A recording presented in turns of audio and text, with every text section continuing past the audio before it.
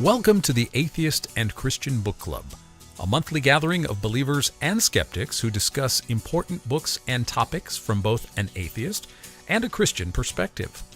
The Atheist and Christian Book Club is facilitated by Watchman Fellowship Incorporated. You can find out more about the ministry of Watchman Fellowship at watchman.org. That's watchman.org. You can also find out more about the book club at atheistchristianbookclub.com. That's atheistchristianbookclub.com.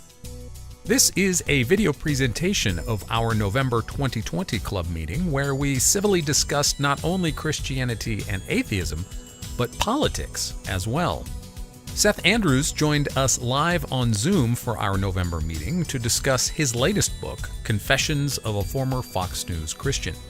Seth is a former Christian, now an atheist, and graciously agreed to participate in dialogue with both atheists and believers about his book and his thoughts on the media, faith, and politics. Our nation is in the midst of one of the most important presidential elections of our time, with passionate conviction held by each side. We hope that our book club meeting will encourage you, no matter your political persuasion, to remember the necessity of goodwill and civility in discussing such important matters with those with whom you disagree. As the Apostle Paul exhorts us in Romans 12:18, quote, "If possible, so far as it depends on you, be at peace with all men," end quote.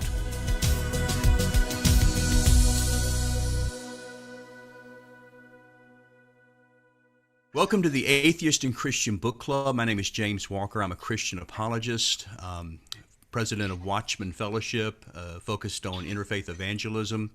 Also with us is our co-founder, Bill Cluck, who's a former Christian, now atheist. And what the club is, we're a monthly gathering of both believers and skeptics, respectfully discussing important books from both perspectives. So typically we'll take an atheist book one month and then a Christian book the next month.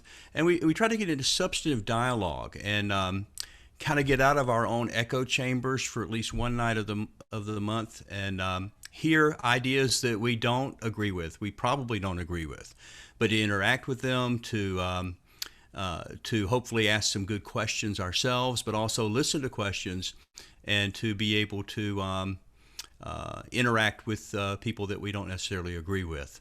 In the course of the 3.5 years we've been doing it, we've developed some close relationships, some friendships, and so what we like to say is we're not just friendly, we are friends at this point. So what we're going to ask, I know we're going to have a lot of new people because we're not doing it in person. This is our second month because of the pandemic of going through Zoom and doing a digital book club.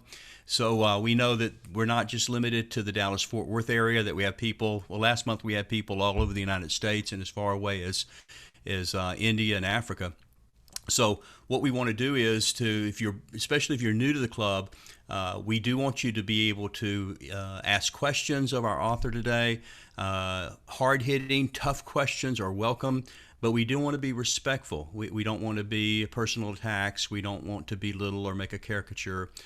We tend to want to hopefully make a steel man argument instead of a straw man argument. In other words, try to listen to what they're saying and see if we can say it back at least that good, and then to ask our questions. So we're going to have an opportunity to get to those questions later. I'm going to also formally introduce our co-founder, Bill Cluck, in just a minute. But before we do that, I want to talk to you about some things we have upcoming that I'm real excited about. First of all, on our website, which is atheistchristianbookclub.com, we have posted last month's Zoom meeting. So you can go there if you didn't get a chance and watch. We had Dr. Gary Habermas, friend of mine, who's one of the leading Christian experts on the resurrection. But last month he talked with us. He had a talk and then a dialogue, Q&A on near-death experiences. And I want to encourage you to go back if you didn't get a chance to watch that live and to watch it at atheistchristianbookclub.com. And then next month, we're going to have Frank Turek as our guest author. He's the co-author of the book, I Don't Have Enough Faith to Be an Atheist, co-authored with Norman Geisler. And this was actually supposed to be back in March. He was supposed to be with us live right here in Arlington. But with the pandemic, we had to postpone it. And with the pandemic stretching on, we thought, hey, we better go ahead and do this by Zoom. And we can always do something live later. So you want to, again, make your reservations for that and get the book. We're focusing, Brady, remind me, which chapter are we mainly focused on? We're going to focus on chapter number 12. If you're on Audible, it's actually chapter 13. And the title of the chapter is, Did Jesus Really Rise from the Dead? Yeah, it's a pretty substantial book. So, I mean, the whole book's going to be fair game. Feel free to ask questions or talk about that with Frank here. But our main focus chapter is going to be that one. And then we have another one. Now, the date of this is tentative, but we're really excited about that. Our that's December 3rd for Frank Turek. And then on January, for our January book club, what's that, January 7th, Tuesday, January 7th, we're going to have a favorite here at the book club. He's been with us in person before, Tim McGrew. And Tim McGrew is going to be joined by Graham Oppie. And we're going to be looking at one of their books. Graham Oppie is an Australian philosopher, former Christian, now atheist. He is deconverted from Christianity to atheism as a teen. He's written numerous books, including the Blackwell Companions to Philosophy series, a companion to atheism and philosophy. A number of other books as well. He's going to be representing the atheist view of Christian philosophy. And then Tim McGrew wrote the section on the Christian perspective, and he's going to be joining us as well.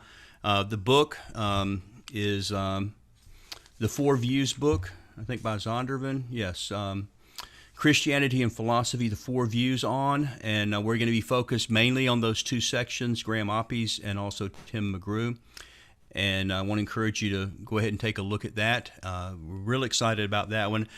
Both guys have said they want to do it. It's a little bit iffy on the date, so we're going to put a tentative on that, but we're leaning toward being able to do that for our January book club on January 7th. And so our guest today, I'll introduce in just a moment. First of all, I did want to see if we could have a word from our other co-founder, Bill Cluck, former Christian, now atheist.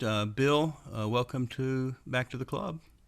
I was at the Metroplex Atheist here in town, and someone said, you need to listen to the Thinking Atheist. And I went, I'll give it a try. So I've been a fan for about 5 years. It's just great people on it, just really nice subjects, really thoughtful, and a big fan, Seth. No, you're very kind. Thank you. Well, and that is our guest. To introduce our guest to us, Seth Andrews is our guest author.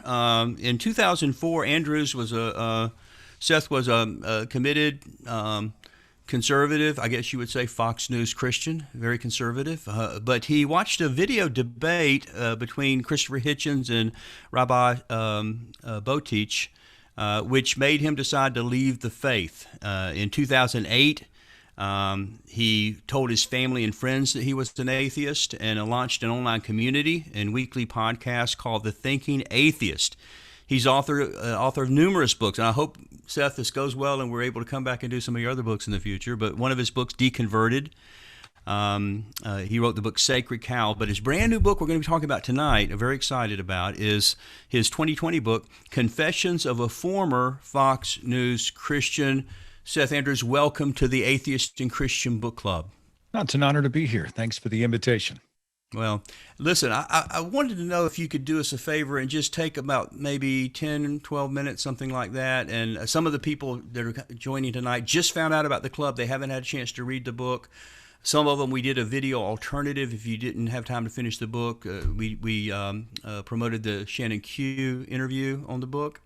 But there are some that really don't know anything about the book. So you just take a few minutes and the thesis of the book, what you were trying to accomplish, and a little bit of background on that. Sure. Well, that begins with the background on me. The Thinking Atheist is not a person. It's certainly not me. It is an idea. It's a symbol that encourages the rejection of faith and the embrace of reason when it comes to determining what is true, because I came out of a faith culture. I was raised by fundamentalist Christian parents in the Bible Belt. I sort of got a cafeteria of all the major Protestant religions. Dad was ex-Lutheran, went to a Baptist school. Mom was Pentecostal, believed in speaking in tongues, and we went to various churches, so we always believed the literal Bible, but the styles of our services or our churches were always a little bit varied here and there. And ultimately, I was a student leader, communicator, ended up a Christian broadcaster. I was a Christian radio host for 12 years at a station in Tulsa, Oklahoma. For most of that, KXOJ 100.9. We played Amy Grant, Stephen Curtis Chapman, Michael W. Smith, etc. And after that, then I segued out of radio into video production. I did fundraising videos, mostly for churches. The company I worked for had like an 80% church clientele. So I traveled the country, and I produced ministry and promotional and fundraising videos for churches far and wide. And the debate video that James mentioned was sort of a fork in the road for me, but my doubts had started back in the 90s. And it was, I think, right at the point when I saw the debate video by Hitch that I began to give myself permission to go down the rabbit hole I was afraid, but I was scared. Well, what happens, if the dominoes start to fall? But it was actually a long process for me. It took, over a year of real digging and reading and watching and learning and trying to figure it all out and navigating my own thing before I was even able to say the word atheist out loud.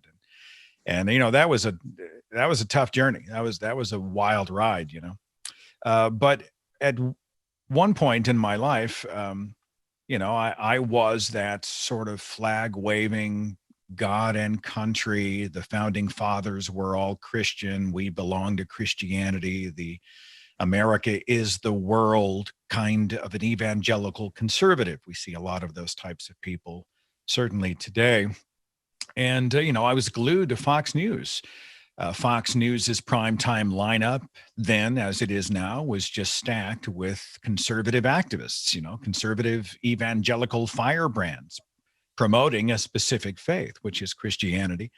That was my rallying cry, man. I was all over that. I listened to Rush Limbaugh, Glenn Beck, Michael Savage, and I was in this sort of cocoon where the Fox News culture fed into me this narrative that we are one nation under God. And by the way, the nation's always under attack by the other, and the other could be anything.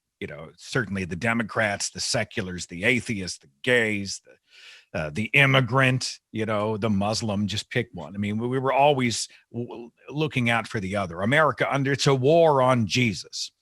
And we see that, we've seen that, of course, with the war on Christmas narrative. Every December, every November, we see it. They play it like clockwork. Christmas is under attack. They want to make Christmas illegal. And here I am now, an atheist activist. I love Christmas. I call it Christmas. We celebrate Christmas. We don't celebrate a literal birth of a baby Jesus or anything like that. But Christmas can be meaningful beyond that, And if you want to celebrate it religiously, great. If you don't, great. The holiday is what you make it. I can celebrate it in my own way. I'm not taking anything away from somebody else. But when I was a Fox News Christian, I was convinced that, well, it does take something away from me. And it is going to diminish us at our moral core. And it's going to allow the gateway to open where the devil can come and infiltrate and infect our children. And God will further remove his hand of blessing. And it was this sort of superiority complex that I had. And I had a lot of fear of the other. I didn't understand people. I hadn't really gotten into how other people are and what they're like. I just othered them. And, there's a reason that Fox News hits a primary demographic of white evangelicals. That is their core audience, and they skew a little more male, right-wing radio even more so. They are a bubble. They're a cocoon that teaches you, that trains you to distrust everybody else. Fox News calls itself fair and balanced. The implication is that everybody else is unfair and unbalanced. So it draws you into their embrace. And I was curious as to sort of how I got to those conclusions and what that culture was like for me. And now I'm on the other side of the looking glass, looking back at my former self. How much of my evangelical ideas had impacted my philosophies about the world? Well, it's everything.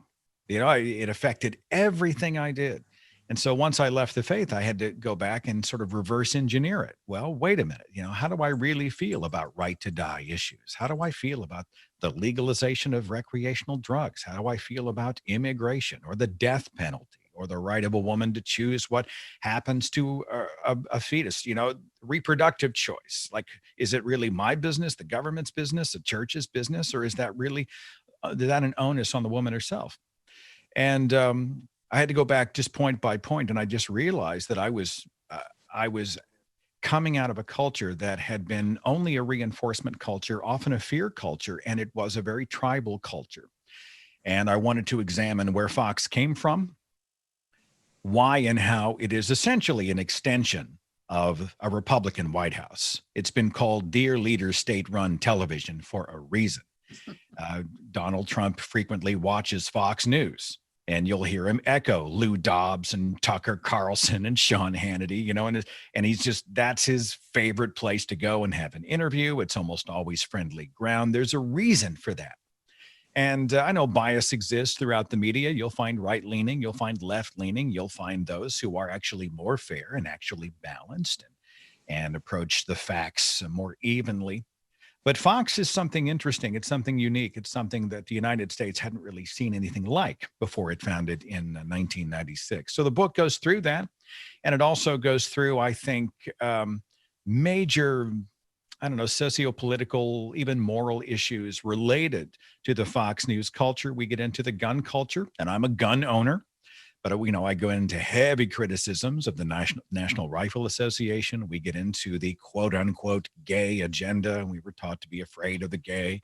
How my own best friend had come out to me as gay in the 90s and almost cost us our relationship, and how we got through that, salvaged a friendship. We talk about this idea that America is number one simply because we say it's number one, but we can't demonstrate it really in any meaningful metric.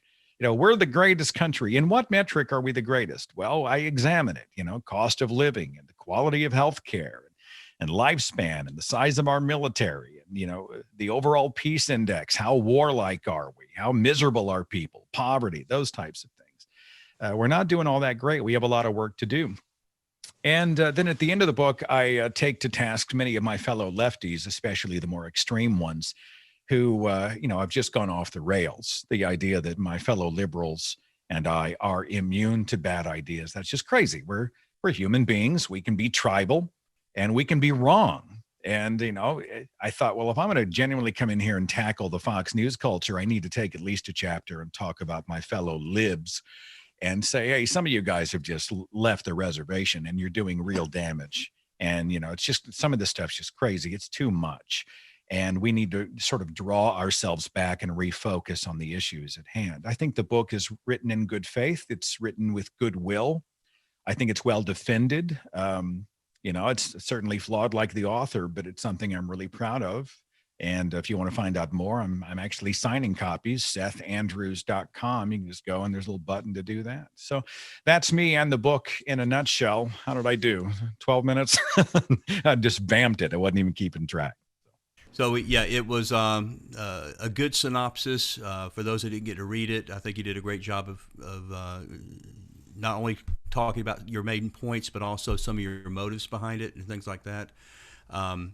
I wanted to get a question in pretty quickly from our co-founder, Bill Cluck. But before that, I did have just an observation for you. One of the things that in my experience with the book club, and even before that, I was a regular attendee at the Metroplex Atheist. At least once a month for over a year, I would sit down and share time with the kind of a fellowship of atheists that were meeting there. They were very welcoming, and learned a lot. And one of the things that I learned is that maybe I had stereotyped too much about what I thought an atheist is going to believe on things. If you're atheist, you're going to believe X, Y, and Z. And I was surprised to find members of the NRA there that conservative on a lot of different issues, and in our book club as well as in Metroplex Atheist, a lot of atheists who are pro-life, well, a great example, about 2 years ago, I interviewed Robert Price. You probably know. Yeah, I know Bob. He wrote a book called Beyond Born Again that we were reviewing in the book club. He's a former Christian, now atheist, Jesus mythicist. Actually, doesn't believe that Jesus ever existed. But for decades, Robert Price was a fellow of the Jesus Seminar, and so what he did, he would get with these other New Testament scholars, PhDs, and they would vote, a very liberal group, but vote on, did Jesus say anything in the New Testament? They used beads and vote on what was said. And but I was surprised when I interviewed to find that he'd resigned from the Jesus Seminar. And I asked why, and he said, well, I'm a major Donald Trump supporter. And he said, I just got so tired of the bigotry and the bashing and the intolerance that I was experiencing from the other scholars there because of my stance on that. I just couldn't take it anymore. I resigned. And so that kind of surprised me because, again, I still want to think probably atheists are going to be in this direction and Christians are going to be in that direction. But even, at our Christians that are part of our book club, there's quite a diversity. And what I'm learning is there's a diversity in the atheist community as well. So do you think that maybe there was a little bit of painting with a broad brush, or just characterizing all Christians are going to be this way politically and all atheists are going to be that way politically? Do you think that came across in your book at all? No, I think in the last chapter I spoke directly to those conservatives. You may be frustrated at this moment because perhaps you are a fiscal conservative, so you're voting in terms of taxation or the role or size of government. Those people exist. I think the reason that passions are so high in regard to Donald Trump is because we believe, those of us who are in opposition to him are convinced that we are seeing something that no one has ever seen in the presidency so far. This is not a political divide. We believe that he is a malignant narcissist and sociopath who is using the White House for moment by moment cruelty. He is the antithesis of the best teachings of Jesus Christ. He is the antithesis of what we would ever teach our children to be, to bully, to lie, to use people, to the predation of women, those types of things. And so as an atheist, that says one thing about me. I don't believe in a God, okay? But as a humanist, what am I about? And I'm about acceptance. I'm about kindness. I'm about fairness and truth and reason. And I don't see any of those attributes in the commander-in-chief. And so those conversations are often, I think, very passionate because we see people like I look at, and I like Bob, but I don't get how a humanist can look at someone who displays moment by moment anti-humanist tendencies. The assault on decency, his Twitter feed alone is evidence of that. I think, how do you rally behind that? And there are so many mechanisms, I think, in play for his support. I think we leave some of that to the sociologists, but I think there are people who are simply fiscal conservatives and all else. Maybe they are anti-choice or they are anti-abortion. So that's sort of their defining thing, and they're willing to excuse everything else. You might be able to rationalize like Franklin Graham has and say, well, God sometimes uses flawed people, kind of the King Cyrus argument. I don't buy that for 1 second.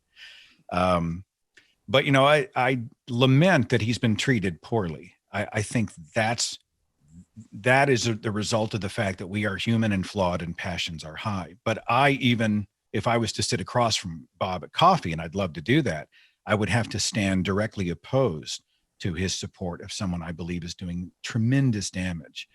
And I would have to do that because I care about people. And so I lament that, he feels that way, but I understand the frustrations whenever he expresses his support for Donald Trump. Yeah. So, tolerance has to be a two-way street. So it's easier to be tolerant with people that agree with me, though. That's what. Well, I think that's a different conversation, James. I think, people get respect. Ideas have to earn it. I don't have to be tolerant of a terrible idea. I don't have to be tolerant of bigotry or somebody sticking their nose into somebody else's bedroom or throwing some sort of an edict at them and saying you have to live this way or do this way or else, judgment, hell, whatever. Or, you are threatened to be ostracized by someone else, or maybe just an awful person. I think people, we should do our best to try to respect the people, but the ideas, those are fair game. And I don't have to be tolerant of terrible ideas. I think those ideas need to be defeated in the arena of ideas. Robert Ingersoll once famously said, the more false we destroy, the more room we make for the true. I think that's just a great way to look at it. Let's go out and destroy the false, respecting people wherever we can. But, when we're speaking to our values, that's pretty important and critical stuff. Hey, Bill. Bill is our co-founder of the Atheist Christian Book Club, and I know that you were able to read the book. Did you have any insights, questions from an atheist perspective? What was your takeaway, Bill? Oh, I thoroughly enjoyed the book, and let me say, the Thinking Atheist is very fair and balanced. Trademark right there on the top right corner. Thank you very much. No, I saw you interview this Methodist minister, and she was going, "Oh, that Paul, he's off the rails." And, "Oh, I don't know. Oh, you were talking about when you raped somebody, a guy had to marry her." And she was saying, "Oh, that's a good thing because now she's off the street." And you were going, "Your apologetics is nuts." It's like, I like you, but so you were bending over to be fair and balanced with her. And it's just, you got to remember, Methodist, anything goes there. So, What's that about? Yeah. Well, so people are surprised to learn that I married a Christian. So people are like, well, Seth hates Christians. I'm like, I married one. I share life with one. She's the most beautiful person I know. And so, I try not to put people in boxes.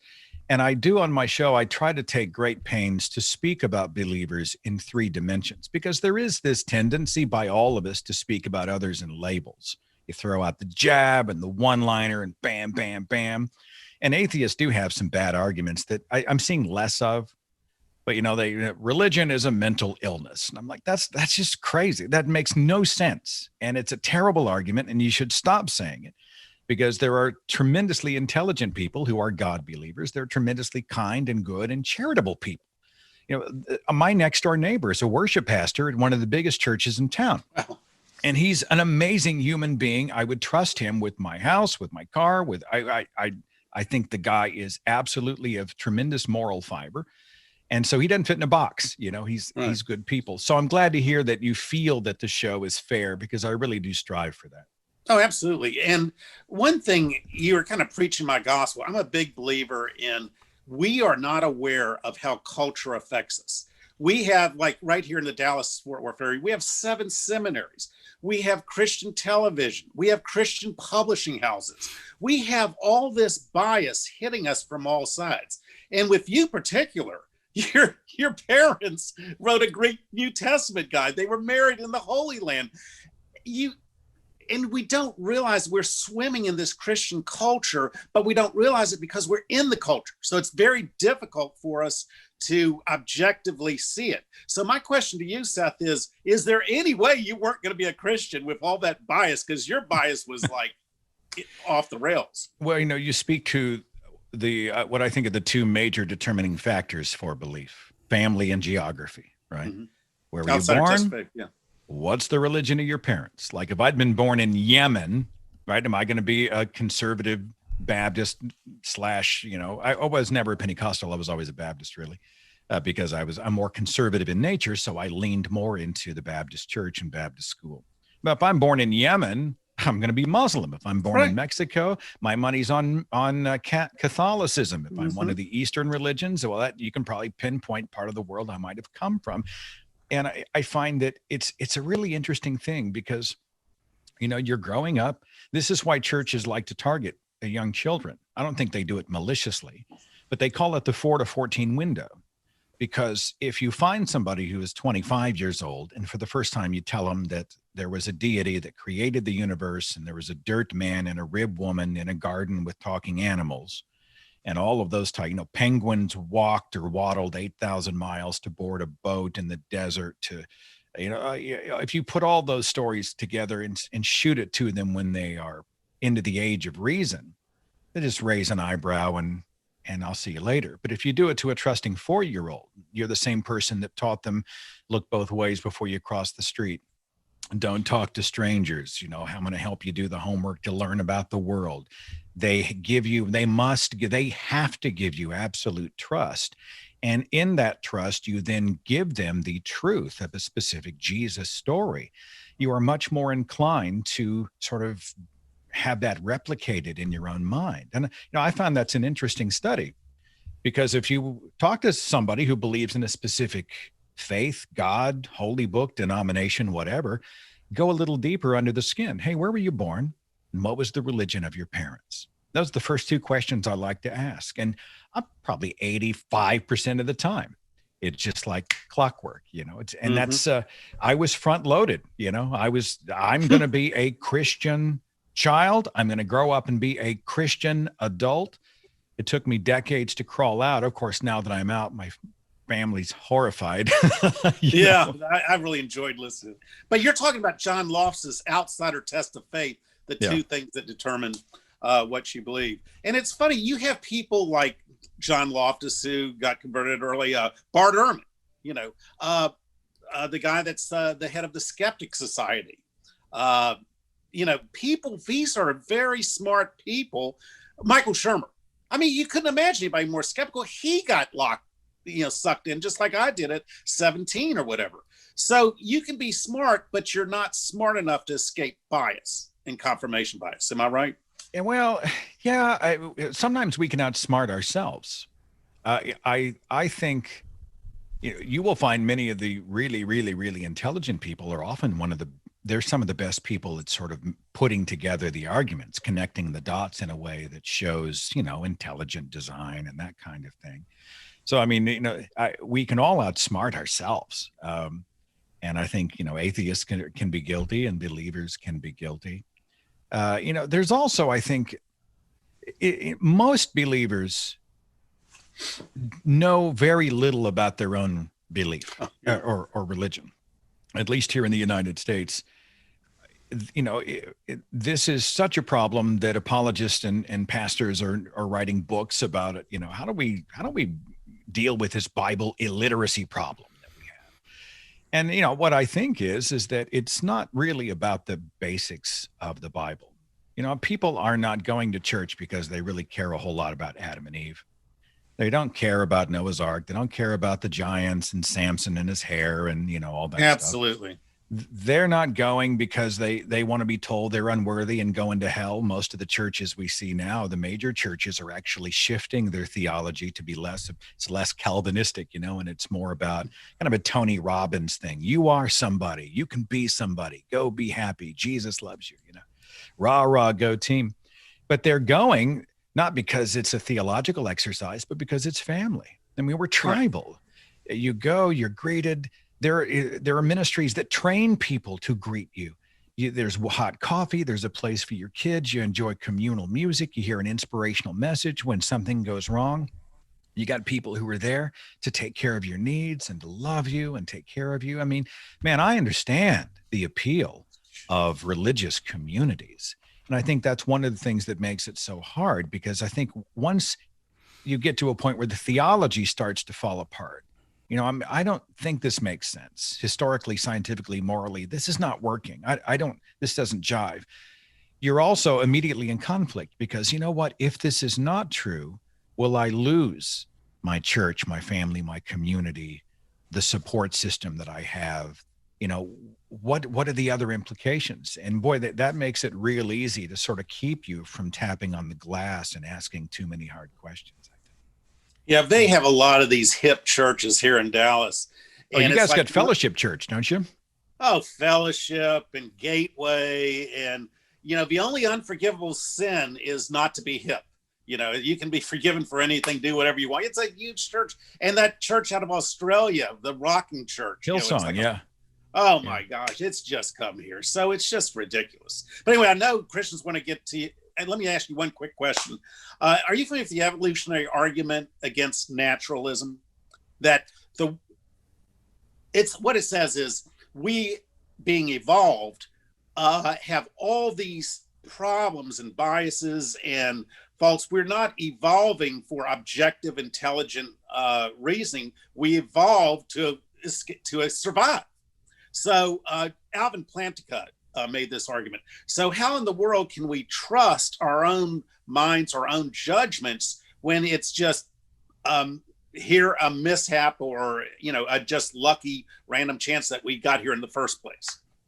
Well, I'm not an evolutionary biologist, but I have a perspective. I don't think we can necessarily just trust our brain. Like there's so many examples of how our brains can be tricked.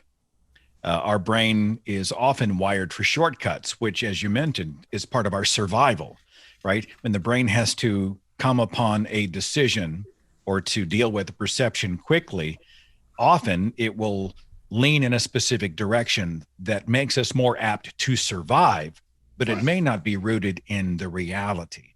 That type 2 or type 1 and type 2, the false positive and the positive, the patternicity argument, when something happens and we assume the worst for our own personal safety, et cetera, or when we see patterns because we have simply evolved to see patterns, we may see some when none are there, faces on the face of the moon, on the surface of the moon, and we see random events and we tie them all together as if it's some kind of a serendipitous convergence.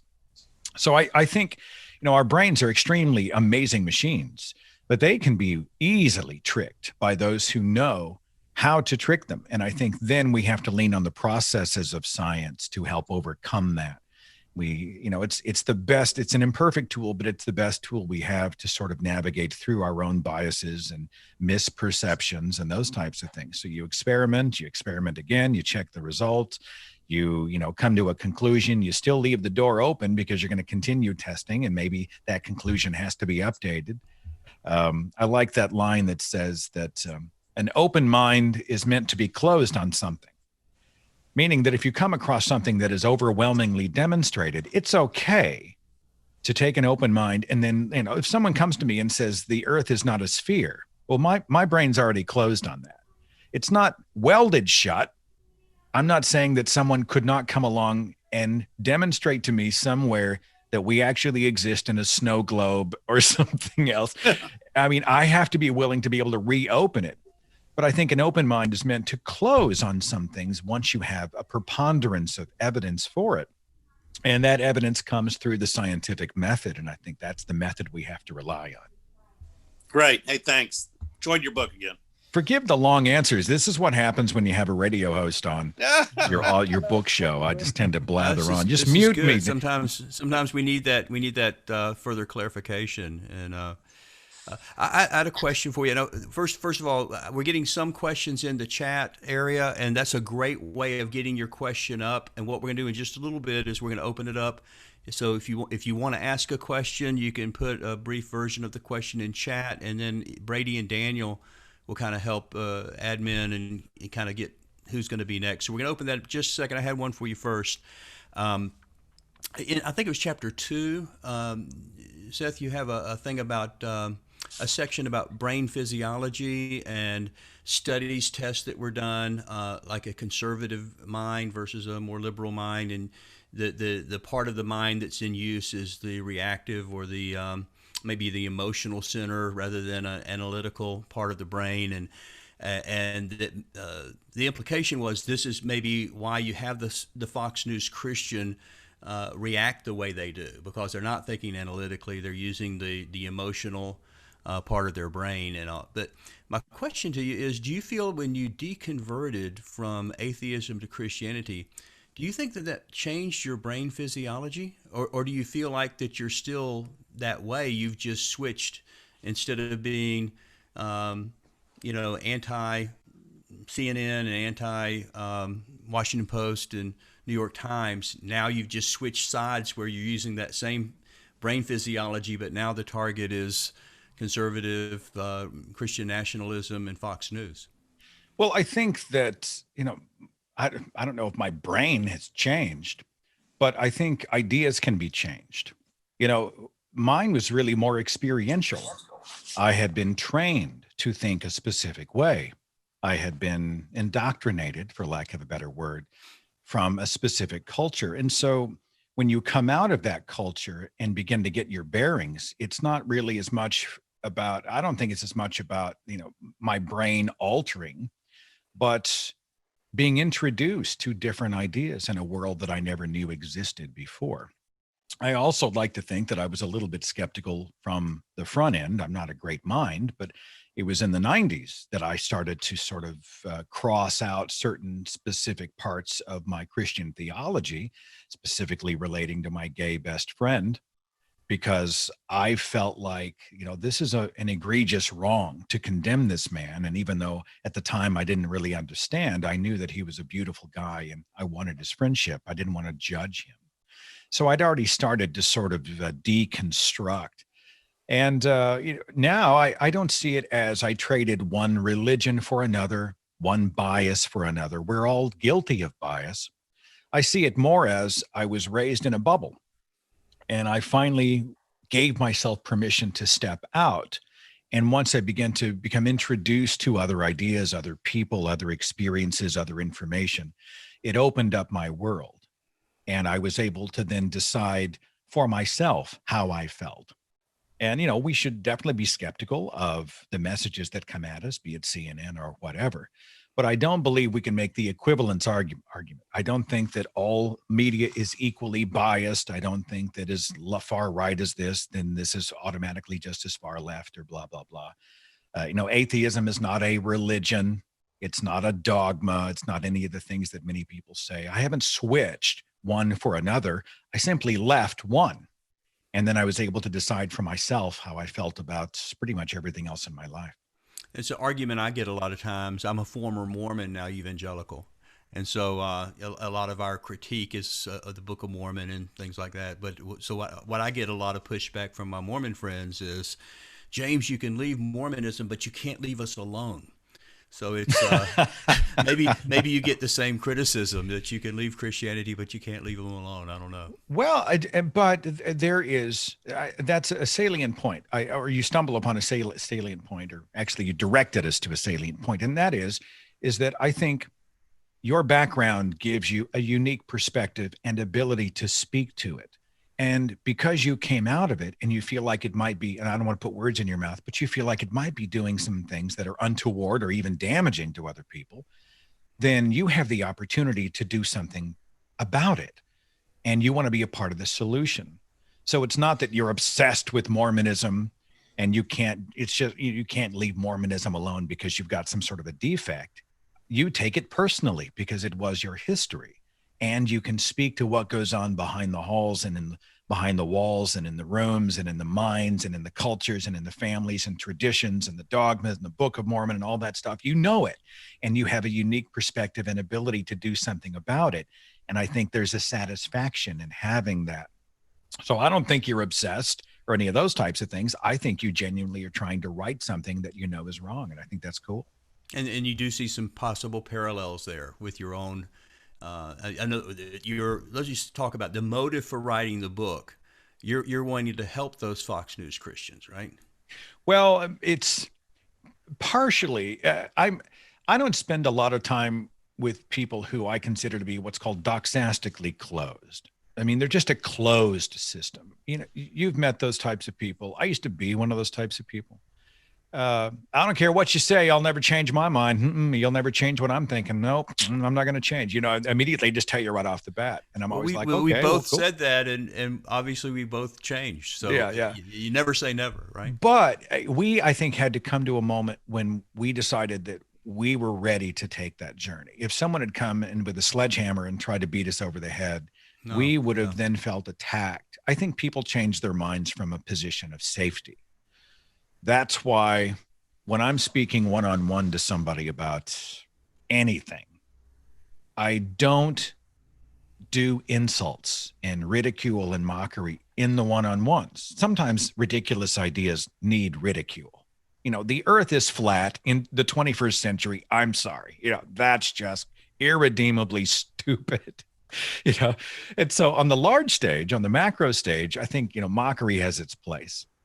You can roast the sacred cows, but you're not going after people specifically individually. In the individual conversations, the attack has the reverse effect, right? They double down, the walls go up, they feel like they have to defend. Now they're really not listening. Before you know it, voices are raised, everybody's shouting, nothing's getting accomplished. And I find that hugely unproductive.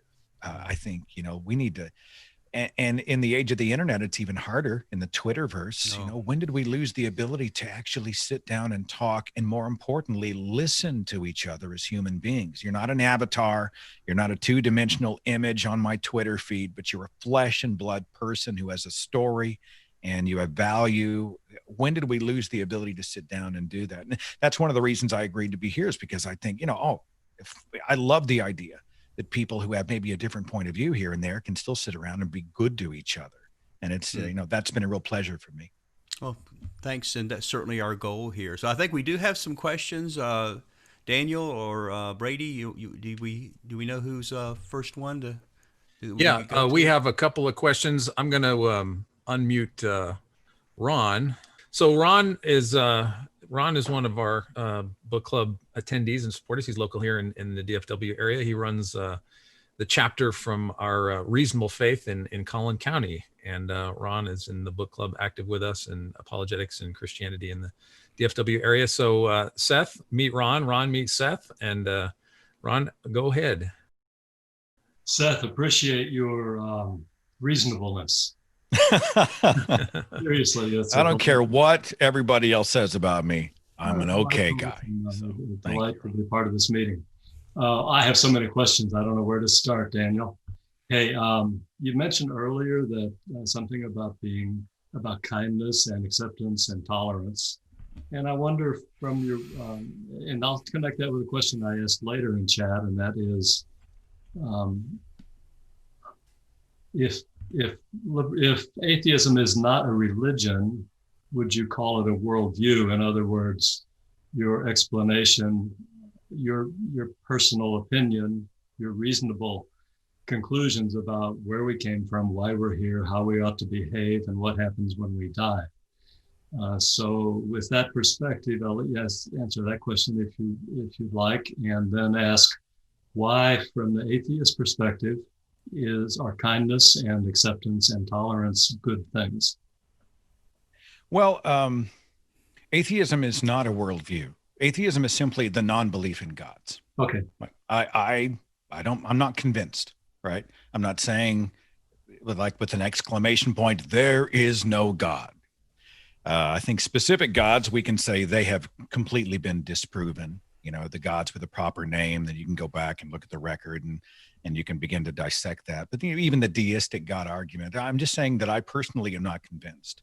So, you'll find rational atheists, you'll find irrational atheists, you'll find liberal and conservative, Democrat, Republican, libertarian, independent. You'll find nasty, angry, horrible atheists and beautiful, loving, kind atheists. I met a flat earth atheist once in Chicago. That was fun, So it's really not about, for me,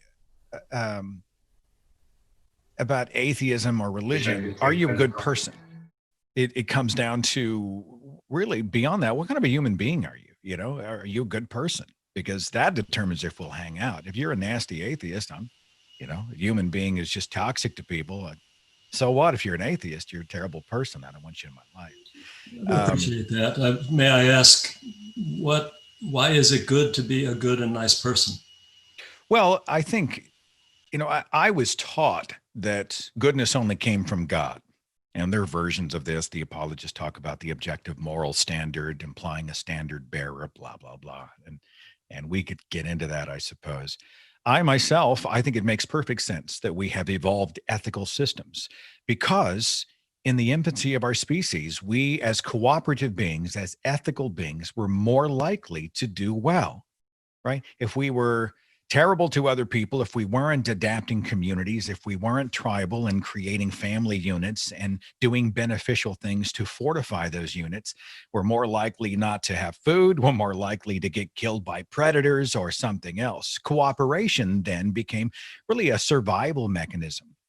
And as we evolved, I think we also evolved the pleasure mechanisms that relate to beneficial behavior. I think that explains altruism, to be able to do something good for somebody else, expecting nothing in return. Because at the end of the day, I mean, we really do get something in return. We get a good feeling for helping someone else. And this is part of an evolved ethical system. I find it a little bit terrifying to look at my former self and think that I would have to be told by a third party that being awful is awful, and that murder and theft and rape and all those things are wrong, and that I would have to have some sort of a dogma to make me a good person. I think it makes more sense for us to be good for its own sake. There's no crown, there's no jewel, there's no, mansion in heaven to expect. There's no favor from God I have to try to work toward. I'm doing good because I genuinely want to help my community, my humanity, and all of that then in turn comes back and helps me as well. I just binged watched the first season of The Man in the High Castle, and those thoughts are going through my head as you talk about how we've evolved and how we've done better by being good, quote unquote, and nice to each other. I haven't seen The Man in the High Castle. I don't have a point of reference. Forgive me. Without going into it, the premise in the first episode, which is worth watching, it's on Amazon Prime if you're interested. The premise is that you're in a world where Germany got the atomic bomb first, bombed Washington, D.C., and now the eastern and central part of the U.S. are ruled by Germany and the western states by Japan. I'll leave it at that. Okay. Sounds interesting. The premise.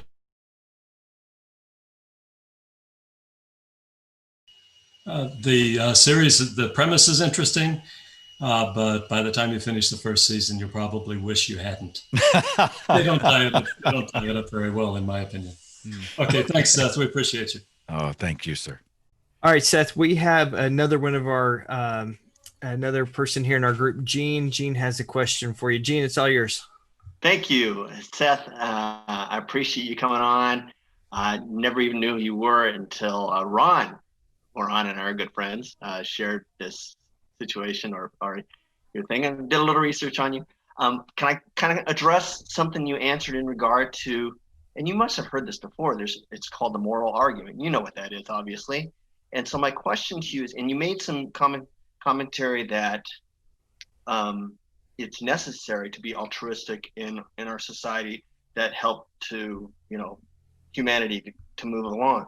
But would you not agree that there are some societies in the world where looking out for oneself has actually benefited them, and that's why nobody else goes to those sorts of cultures or anything like that? And you understand what I'm saying? There's some cultures that any outsider we're going to kill. We're not going to let them in here. You understand what I'm saying? Well, I never said that we required altruistic behavior, but what was trying to communicate is that cooperative behavior, being good to someone or helping other people, actually was a way of surviving, of culling resources, and everybody wins when you do that. And certainly there are exceptions. I do think, though, if you're talking about communities that have fortified, this is a great example of when tribalism goes too far. We are tribal, right? We're tribal by nature. And, then if you other or outgroup someone else, you are then making things terrible for them, but you're still protecting the tribe. And, I think you look at that as an example of tribalism, not an indictment of humanism. All right. I can tell you're very, very informed as well as very reasonable individual as far as your thought process. I noticed you've mentioned this a couple of times. I have a very close friend of mine who came out as far as his lifestyle choice 2 or 3 years ago, and I'm still kind of battling with that. But he is still one of my best friends, and I love him to death. Just like it appears that you have that same feeling for your friend. And I think I'm kind of confused that, because at least in the and I've been a Christian since I was 16. In my experience, whether their person's gay, black, right, left, conservative, liberal, we love them. We may not agree with them, but we still love them. So I'm not sure. I'm not saying that you're closed-minded as far as your relationship with those individuals, but I think in my world, I don't feel that I'm closed-minded. Maybe I'm where you were before you changed to atheism. So that's part of my concern. But another question I have, and I'm sorry I haven't done research. I know at some point you made the decision to become an atheist. You didn't talk about it here. Do you mind sharing? Because I haven't read your book and I don't know what caused it. Do you mind sharing? I'm making a couple of notes. Okay. Yeah. No, I'd be on it. I'll try to keep this tight. First of all, I think I disagree with your premise that your friend is gay because of a lifestyle choice. I don't think they chose to be gay. Non-heterosexuality is common throughout the animal kingdom. Humans, we've seen hundreds of animal species that are demonstrably non-heterosexual. Everything from the bonobo to the bottlenose dolphin to the mallard duck to the giraffe. You'll find same-sex coupling, throughout the animal kingdom and non-heterosexuality. I mean, your friend didn't wake up one day and decide to be attracted to the same gender. That's already there. I like to say to my heterosexual friends, I'm like, there's a guy, I'm like, when did you wake up and suddenly decide that you were attracted to women? He's like, well, no, I didn't decide. It was just there. I mean, just natural. And I'm like, aha, that's what we're talking about. And I had come out of a fundamentalist faith. We talked in sneering terms about gay people because they had perverted God's law. And this was rooted in scripture. I mean, I didn't write the Bible, but especially if you pour through the Old Testament, you see example after example of homosexuals being executed, right? Put them to death. If they're having sex with somebody of the same gender, they deserve to be killed. We see the story of Sodom and Gomorrah. It's why gay people have been called, even into our recent history, called sodomites here in this country just a few decades ago. They were known as sodomites. And so, there was a strong cultural attitude that they're broken and they perverted God's ideal for healthy sexuality, godly sexuality. They're fags and homos and all. We had all these slurs that we would throw out. And so, that was the culture I came out of. But I know that a lot of believers don't have that experience and have been much more accepting and haven't had that sort of bigotry instilled in them. And so I do acknowledge that you're correct. A lot of believers have no interest in othering gay people for being non-heterosexual. As far as me, you'd also, and I disagree with this premise as well, you said when you decided to become an atheist. Well, I didn't choose not to believe in God. It's like I could stand on my roof and say, I choose not to believe in gravity. Well, I can make that declaration, but I know if I step off the roof, I'm going down. The belief's already there. For me, I realized this makes no sense to me. This is not adding up. Historically, scientifically, morally, the dominoes have fallen. This is not tenable. I just had to give myself permission to acknowledge the non-belief that was already there. It started back in the mid-90s when I was in Christian radio. Rich Mullins, famous Christian artist, was killed in a terrible car wreck. I was charged to go on the air and talk about how God had called him home. And the whole scenario made no sense to me. And I thought, we're just making up a happy ending. He's in heaven. There's no pain. We'll all be together. Kumbaya. 9/11 is huge. I saw everybody invoking God when mostly I just saw action and reaction. And finally, I went back to the Bible. I started there, Genesis 1:1, and reread the Bible, not as a love letter, but I began to read it more critically without as much fear. And then I did a comparative religions thing where I looked at other major religions. And at the end of the game, I just had to admit to myself what was already there. I don't buy this. This doesn't make any sense. And that was scary, because I still had an emotional connection to the religion. Will I lose my family? Will I lose my job? My employers were devout believers. What if I'm wrong about hell? I don't want to burn. That kept me up at night for a long, long time. It took me it's like waking up from a coma. It took a long, long time. And so, it was a difficult journey, but I think most of it is is not about deciding I'm going to reject God, but admitting to yourself, I've looked at it and it doesn't make sense to me and I'm not convinced. Therefore, I do not believe in a God. And I think that's the difference. Seth, I want to thank you very much. I don't want to take anybody else's time because I'm sure there's lots of great questions, but I appreciate you, Gene. Thank you. I look forward to hearing from you again and maybe having more conversations. Thank you very much for letting me talk. I'm honored, my friend. Thank you. Good to meet you. Nice meeting you. Thank you so much for that. Dan is getting our next question together. So while he's lining them up, I want to ask you, Seth, would you say that the scientific method is the only way that we can come to know if something is true or not? I don't know. I just think it's the best tool we have. You have the hypothesis and you go through the process of experimentation. And I just think, I'm not sure that I'm looking around for another process. Like, what would that other process be if you weren't following the breadcrumbs and then testing the data? And I'm not sure what that process would look like. But I think if we're in the business of seeking knowledge over belief, right? It's called faith because it's not knowledge, if I can quote Christopher Hitchens. Then I think the scientific method probably makes the most sense. But I mean, if somebody comes up with a better method, I think the rationalist has to say, okay, what is it? Does it work? Let's use it if it does, Thank you so much for that. We have a question from one of our longtime former Christian. In fact, he was a Wycliffe Bible translator in Africa, believer. Now he is an atheist, or we'll say non-believer. I won't put the label on him. I'll let him do that. But Ken had a question. Ken, you're up, buddy. Hey, thanks, Brady, and thanks, Seth, for coming on. It's a real honor to have somebody like you in our group today. Thanks, Ken. Yeah, and I happen to be the same age as you, so and I enjoyed listening to your audiobook. I would much rather do that than read text, hear a radio announcer, true radio announcer. So really love your voice and everything. So, so my question is, and full disclosure, I'm a liberal just like you, pretty much, sort of moderate liberal, but not conservative. You mentioned that some atheists are politically conservative for fiscal reasons. However, in my view, Trump has not demonstrated a great deal of fiscal conservatism, yet many atheists are Trump supporters, including several in this club.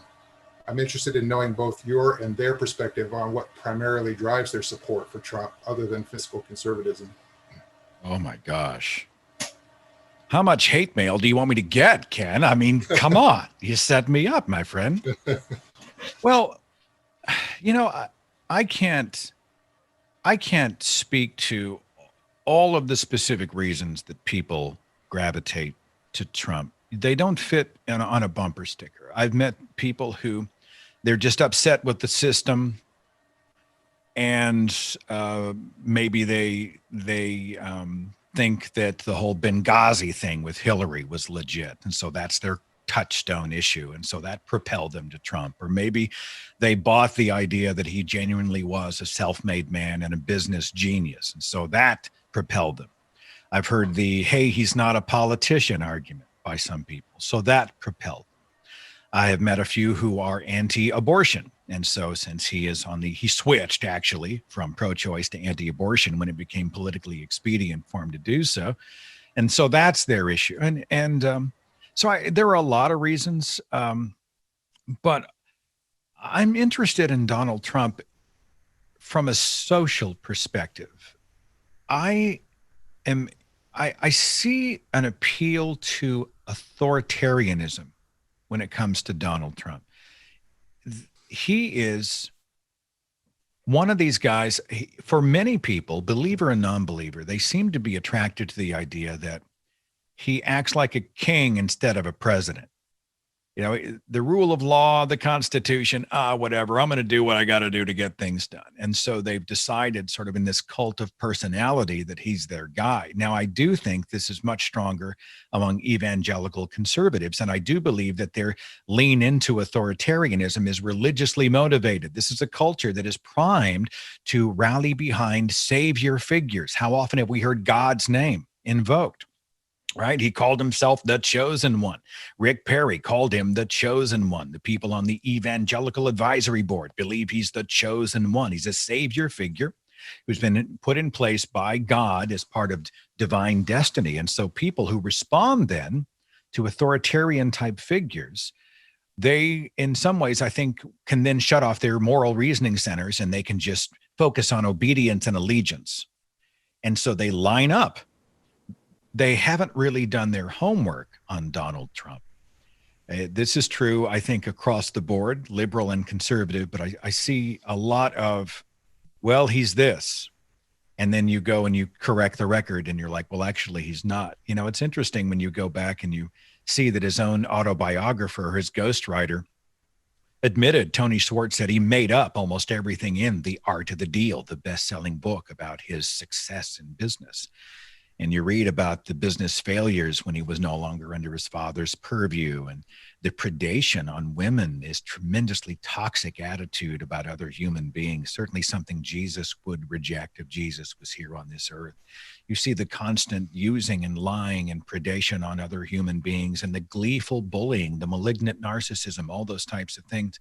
You know, there is a culture, I think, that thinks, well, you know what, if he's God's guy, then he's my guy. Beyond that, in the atheist movement, I have a harder time figuring it out. You know, maybe they're single issue voters. Maybe they genuinely believe he's a great businessman. I struggle with it. I don't see a ton of Trump supporters, but I do see some, and they're certainly very vocal. I hope I remotely answered your question there. I was sort of splintering off in 5 different directions. Ken? Yeah, and I don't want to put anybody on the spot, but if anybody wanted to speak up who does support Trump as a non-believer, I'm genuinely curious to know what kind of the main reasons are, or just one main reason. I think it suffices. Like I heard someone say, Ken, that we teach our children. Let's say you have sons, and you're going to. I'm going to teach my son how to grow up and be a good man, how to be a man, right? Let's say we put it in that context. What do we teach them? You know what? Don't be the guy on the playground that kicks sand in somebody else's face and beats him up. You need to go in there and be an advocate for the little guy. Don't ever let anybody else be bullied. You need to go in there and do the right thing. And always tell the truth. Don't lie to people. And you need to respect women. You need to be respectful to women and your other human beings on this planet. And you know what? If you give your word, you need to keep your word. And if you make a deal, you need to make good on that deal. And you need to just go out and try to make the world a better place. We say this because we want our young boys to grow up and be men. I saw an article that said, by that standard, Donald Trump is the least manly man who has ever been in the office of the presidency, because he is gleefully cruel to other people. On a day-by-day basis, he enjoys the cruelty, and so do many of his followers. His attitudes about other human beings, especially women, he is not an advocate for the little guy. He is a guy with a golden toilet who lives in tremendous opulence and luxury, surrounded by other fat cats, totally insulated from the challenges of the real world and totally uninterested in doing right by other people. This is anti-humanism. So I struggle with it among rationalists, quote unquote rationalist or atheist, because I think I don't think you can support a man like that and enable a man like that and be an advocate for your fellow human beings, be a true humanist, because he represents the antithesis of true humanism. Thank you.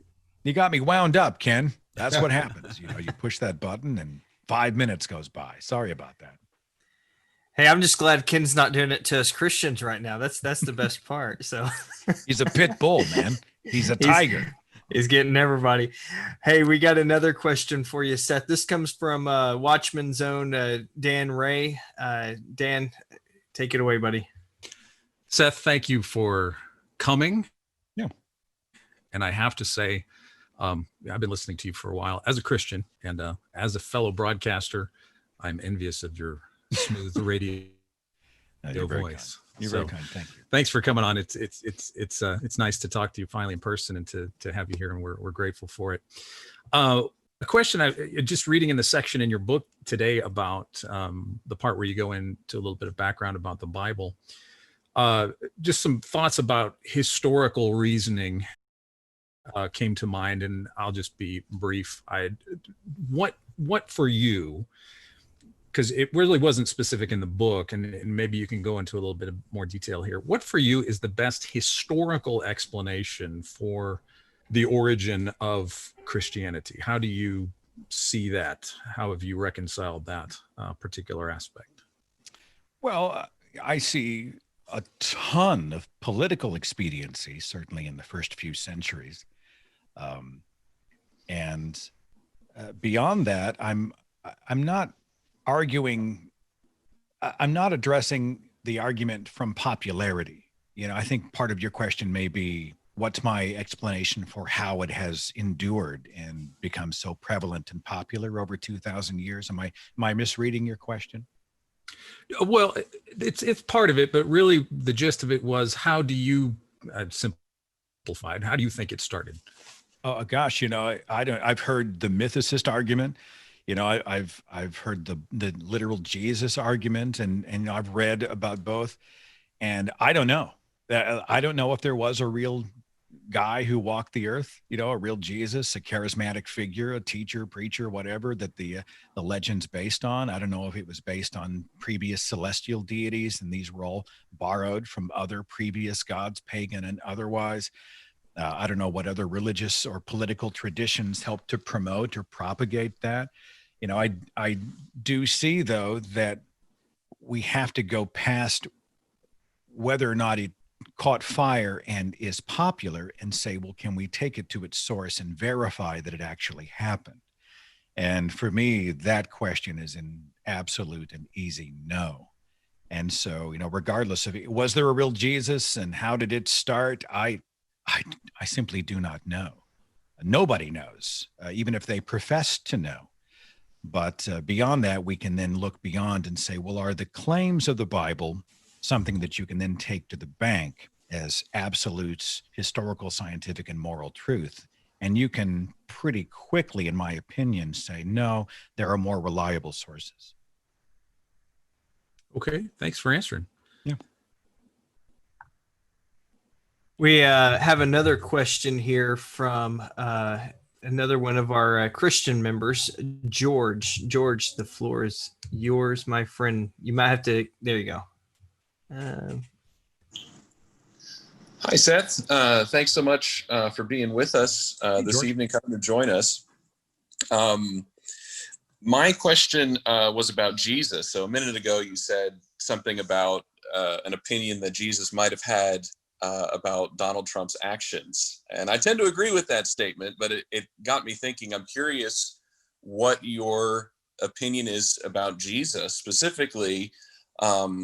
Well, assuming he's real, let's agree with Bart Ehrman on this one, who says that the mythicists make atheists look foolish and that Jesus was a real historical figure. Let's just assume that for the sake of the question. Yeah. Which of Jesus' teachings do you agree with, and which would you disagree with? Well, I mean, you can I can make the Bible do anything you want it to do.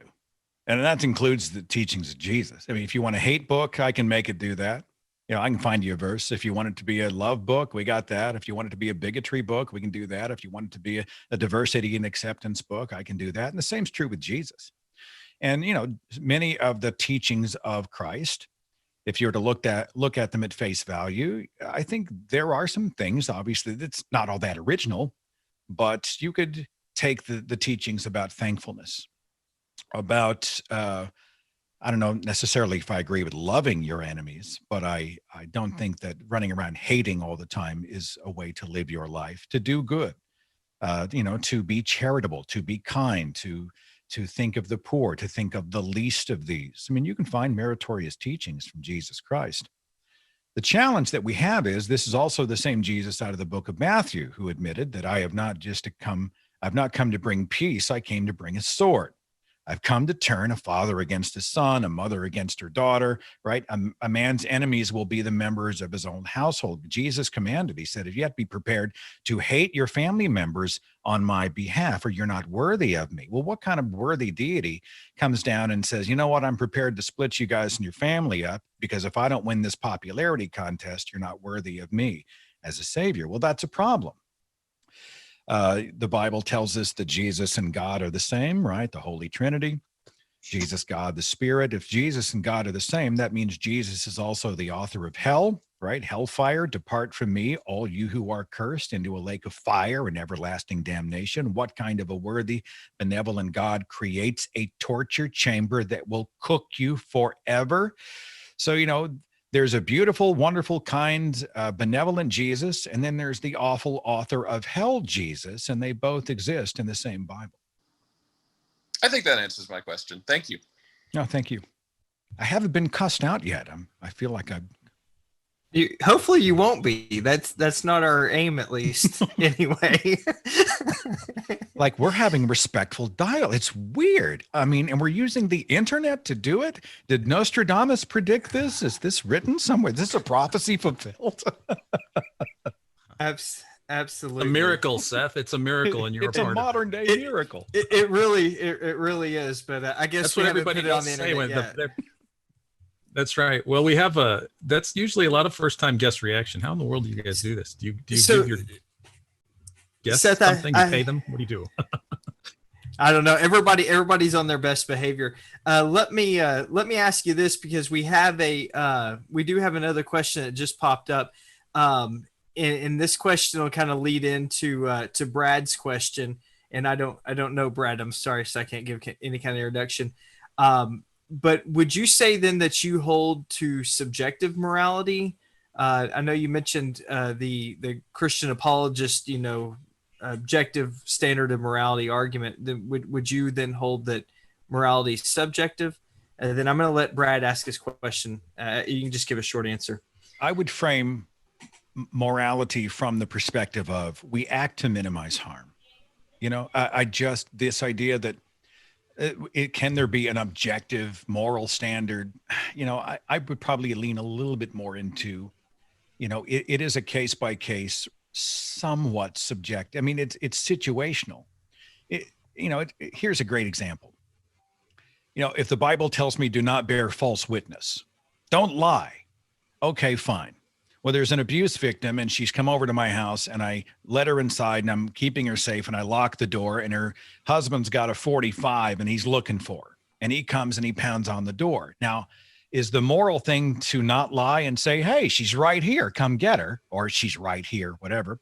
Or would the more moral thing be to say, I'm not home, to not answer, not be home, to say, no, she's not here, to eliminate the threat?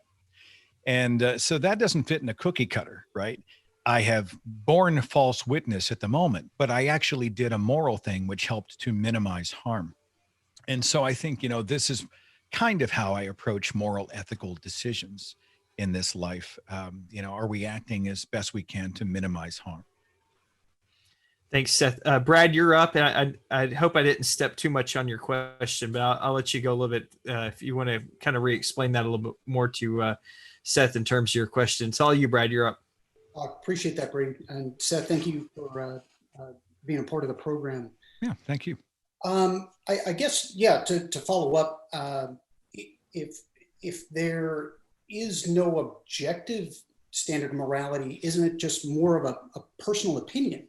Or even maybe to take it a step further, would it be kind of the majority rules? And if the majority rules we've seen in society where majority can kind of go off the rails. So it can, if there is no objective standard of morality, then my perception is it's more just a matter of personal opinion at that point. Well, I don't know that you and I could see somebody beating or raping someone else, and as people with evolved ethical systems, with evolved moral systems, not know that is destructive behavior. I understand the argument is, well, if I can just decide that rape is okay without an objective moral standard, how would I know where the line was drawn?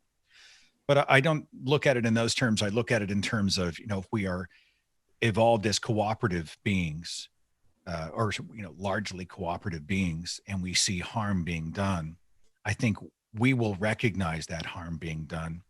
I don't know that I reject this notion that there is an objective moral standard bearer that sort of, it's not even a theistic argument, it's a deistic argument that some other out in the cosmos must have put this sort of foundation in place and we all must lean on it.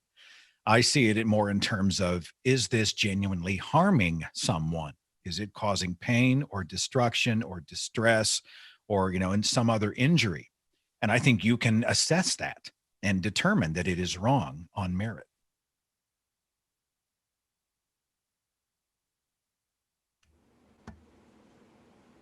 Brad, was that good for you? He answered the question. Yep, I'm fine. Thanks. Appreciate that. Thanks for the question. All right. I think Terry has a word. Terry is a longtime member of our group, and I'll let her speak up. She comes more from the atheist side of things. Absolutely on the atheist side of the group, and you questioned about Trump. So I'll go with that because I'm the one person in the club that is a Trump supporter. It's also, and my husband. And I'll be perfectly honest, when I started listening to your debate or your podcast with Shannon, I listened about 15 or 20 minutes and then I turned it off. And I even texted James and said, yikes, this is, how much more anger can we see?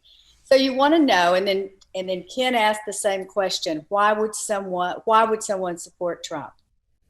So I look at his accomplishments, and you may say, well, there aren't any accomplishments. He has 3 Nobel Peace. 5 nominations. 5 nominations for peace in the Middle East. We have had no wars since he took office. He has done more for the Black community than any other president, including our Black president. Am I pro-life? Yes, but do I really think that that's my opinion? But whatever someone wants to do, I think that's perfectly fine. I don't want to pay for it. So let's take the government funding abortion out of the picture, and I'm okay with it. Do what you want. But I don't think it's right to have someone who has different views forced to spend their money in a way that disagrees with their moral, because, since we want to be moral, we might want to talk about the morality of babies. So that's just my opinion. You ask about somebody made a question about Clinton and we were all upset because of Clinton's treatment of women, and yet we just stand back about Trump. I don't think anybody cared what Clinton did before he was president with women. I mean, that was his issue, and it wasn't an issue that affected the country. Having sex with your intern while you are president is a different thing in the Oval Office. Trump has done nothing but support women throughout his entire 4 years. You can do that by looking at Kayleigh McElroy. You can look at Kellyanne Conway. You can look at Nikki Haley. The list goes on and on of women that he put in important positions in his administration, much more so than anyone else. And you talk about, he's a liar, or he's this or that. If you think, or not just, I'm not saying this to you, I'm not pointing this at you, but if anyone thinks that he is as much or more of a liar than Obama was to his during his administration, then you haven't done I can say just as easily that you haven't done your homework. So I think that's kind of what I feel is kind of interesting is that as a liberal atheist, the most important thing is to disagree and to say that, if you're a conservative and you support Trump, you haven't done your homework. You just fall into a belief of following an authoritarian person. And that is not That is not the appeal that Trump has to his supporters. And if you think it is, that's where you, and again, the you is not you individually, but it's where you're not looking at what his supporters are saying about him. And they're half the whole. And we're half the whole United States. So anyway, so if the question is, why would someone who is an atheist and who seems to be a moral person also support President Trump? That's why. Okay. Well, I mean, I'd like to respond, if I may. First of all, anybody can be nominated for the Nobel Peace Prize. The nomination means almost nothing. Huh. Secondly, Donald Trump has displayed tremendous ambivalence about the rising up of people, Black and across the color spectrum, who are protesting in the wake of racial injustice. And if I think that much of an advocate for people who are people of color, it would, I think, translate into more than he has in terms of the Black vote. I believe that about 80% of Black Americans actually are voting against him. I get the idea of voting, not wanting tax dollars. I mean, I understand your position if you don't want your tax dollars to be funneled into reproductive choice issues. And I think in a lot of ways, you know, the fact that you hold a specific stance, but you aren't telling someone else how to live their lives, in that way, you may actually be pro-choice. We probably have that in common. How someone acts before, I think, can help inform who they are. I mean, if we look at patterns of behavior, Donald Trump is not the man, he did not become the man he is day one of his presidency. You know, he has been hugely problematic from the earliest days. I read Dr. Mary Trump's book about his formative years, his upbringing under a sociopathic father, and the cultivating of cruelty, nonstop cruelty. So the things that he does and has a pattern of doing over long decades, they do inform who he is. They do help explain how he is. So this is the guy who's cruising through the dressing rooms of teenage girls because he can, you know, and he's proud of it. And, you know, he's the guy who says you got to treat women like, I'm not going to say the S word because this is a specifically religious, partially religious audience, but he just said it. That's a quote. You know, you got to treat them like S. You see somebody who displays a tremendous amount of cruelty toward other people, in the pettiness and the name calling and the nastiness. And I don't think it's unfair to see the long pattern of that behavior and also see how it informs his behavior today. Now, it looks like we see the man, we're seeing him through two completely different lenses. To clarify, I don't believe that everyone who responds to Trump is following the authoritarian lead. But there is a cult allegiance to Donald Trump. Cult expert Stephen Hassan has a great book about this. It's called The Cult of Trump. And it speaks to how cult leaders are charismatic figures. They're often malignant narcissists, how they control the flow of information and teach you to distrust all disconfirming information. They demand absolute loyalty and allegiance. They surround themselves with in-group symbols, and they love walls and borders, right? You are essentially othering everybody else and operating from this specific cocoon. Donald Trump, from my perspective and the perspective of cult experts like Hassan, he is a cult member, and he has people who are acting in very cult-ish, sort of almost religious ways. I'm not saying you are, but I'm saying that there is a tremendous number of people out there who are treating this in an almost kind of a religious exercise on the following of the Savior. He refuses to address results. I'm sorry, say again. Yeah, the last sentence. Could you repeat the last sentence, Seth? My sentence? Oh, yes. I'm sorry. Forgive me. I'm not saying everybody who follows Trump is in a cult or doing so for authoritarian reasons, but there is an alarming amount of cult-like allegiance, a near religious allegiance. They have wrapped themselves into a God and country savior narrative behind a charismatic leader who in their eyes can do no wrong. And I'm not saying that's you, but I'm saying that those people are out there. They do exist, and they exist in significant numbers. Right. And there are a lot of people out there in mainstream media who wrap themselves in many, many numbers, in the same amount of numbers, who are against him for reasons that other people don't understand. Terry, do you think it's possible that a guy like me could have a legitimate moral gripe against the guy? I mean, do you think that someone like me could look at him and have legitimate concerns? Sure. I'm not saying that. I'm not trying to say that you don't, that you shouldn't have your own opinion.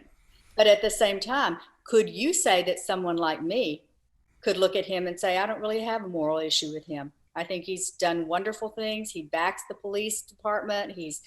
I hear some of the things you are describing more like people who irrationally worship Obama. So it's just how you look at it.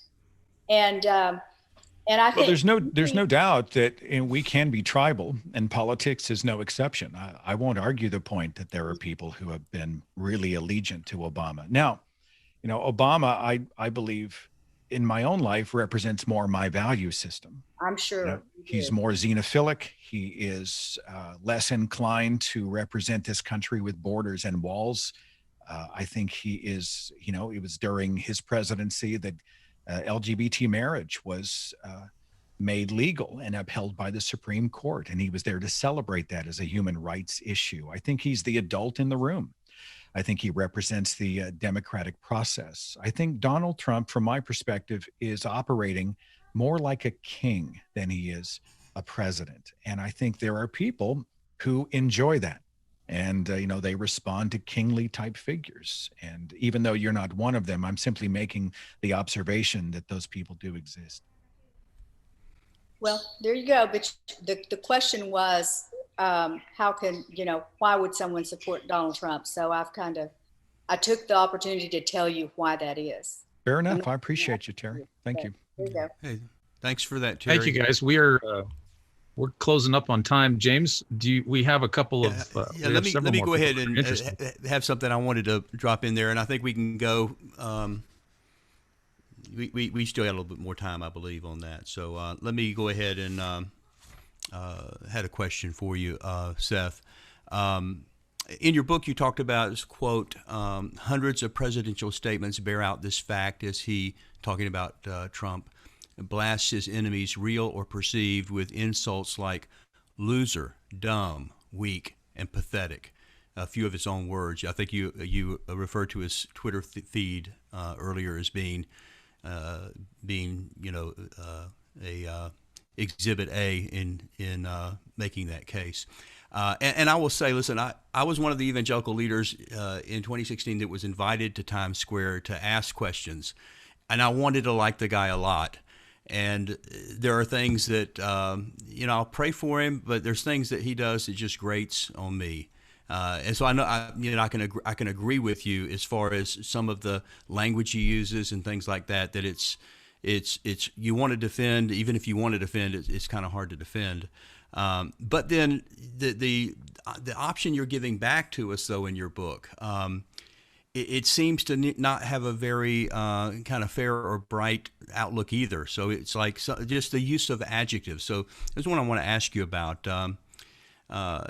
Your own words, the adjectives you use to describe Fox News Christians. Here's some of them: racist, petty, cruel, angry, paranoid, ignorant, bigoted, bombastic, xenophobic, race-baiting, misogynistic, angry, prejudiced, and my favorite, intolerant. It seems. Now, let me stop you for just a second, James. I don't know that I made a statement in there saying that all Fox News watchers or Fox News Christians are those things. So Christian nationalist sometimes is the term that you use, but Did you scan my book and take specific criticisms that are situational and then make a laundry list, or because I didn't write a paragraph saying that Fox News Christians are by default. Well, these no, things. you didn't. And some of it you'd be talking about things that happened, during the times of slavery or something like that. So, obviously this predates Fox News. So I'm not trying to say that you were making the case that only Fox News Christians, maybe conservative Christians, or maybe Bible believing Christians. But I don't think I missed the fact that it seemed like throughout the book, those kinds of adjectives were used pretty regularly. So, and listen, I wasn't really offended by that because I don't think you were talking directly to me on a lot of it, maybe most of it. And I'm kind of used to being called intolerant. I mean, I do believe Jesus is the only way. So I guess maybe that's part of the job description of being a Christian is you're supposed to be considered intolerant. But I'm not hearing what seems to me like a lot of tolerance coming from the other direction. So what I kind of thought there would be is like a rescue helicopter coming to help us, poor misled people out. But what I found instead was a gunship coming in to mow us down is what it felt like to me. So and maybe I missed the whole point, and that's just my perspective. But did anybody else feel that way? Was I just alone on that? Well, I'd like to speak to it if I may. Sure. I was really talking a lot about myself. I was that guy. I was a bigot. I was a racist. And I was that guy. And the terms that you've thrown out, I use in specific context. And no time during the book do I take the whole of all Fox News Christians and call them these things in this way. And let me say too, I do appreciate the chapter 13. And this was a great way of trying to balance out the rest of the book, that you weren't just saying that you agree with everything liberal and disagree with everything this conservative. Yeah, you did a good job of that. The book was not meant as a life raft I think this speaks to perhaps the earlier question that I did a poor job of answering or didn't answer completely. The book is not a life raft for people who I think it will disabuse them of whatever they're thinking if they are doxastically closed. It's really more of an exploration of the culture for those who either come out of it, who don't understand it because they've never been in it, or maybe are perhaps even looking over I have a lot of people who are international readers looking over the shores. It's an examination of what it is, but it's not exactly I'm going to get you out of this. It's a revelation from my perspective as to what it is, how it informed my thinking, my attitudes, my worldview at the time.